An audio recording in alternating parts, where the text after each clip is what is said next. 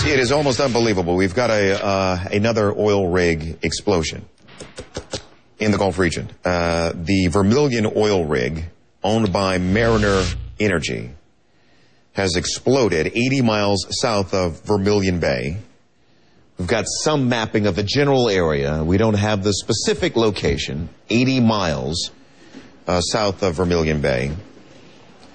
Reports of 13 people on board the rig, 12 in the water right now. One person reported missing. We've got helicopters in the air from the Houston area. Helicopters in the air from New Orleans. The U.S. Coast Guard cutter Decisive on its way. Unknown injuries at this point. No known status of the workers. It is not known whether the workers hit the water with flotation devices. Can you believe it?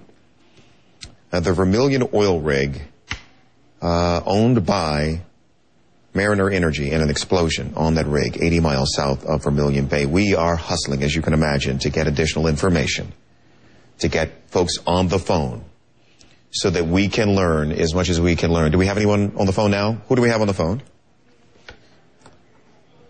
Bill, you're on the line with us from the Coast Guard, correct? This is Petty Officer Bill Colclock with Coast Guard Public Affairs in New Orleans.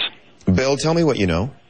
Well, we received a report at approximately 10:30 a.m. that an oil rig approximately 90 miles south of Vermilion Bay in the Terrebonne Bay region of Louisiana, that an oil rig owned by Mariner Energy exploded. The 13 crew members aboard the platform, they abandoned the rig. 12 have been accounted for. They all have been accounted for. One is injured. The 12 are in emergent suits. 4 Coast Guard rescue helicopters from Air Station New Orleans and 4 Coast Guard rescue helicopters from Air Station Houston are en route, as well as the Coast Guard cutters Decisive, Manta, Skipjack, and 4 civilian vessels as well. Wow. Bill, let me just sort of check these numbers with you. So 12 accounted for. Were there 13 on the rig? My reporting in front of me now says 13 people were on board the rig. Yes,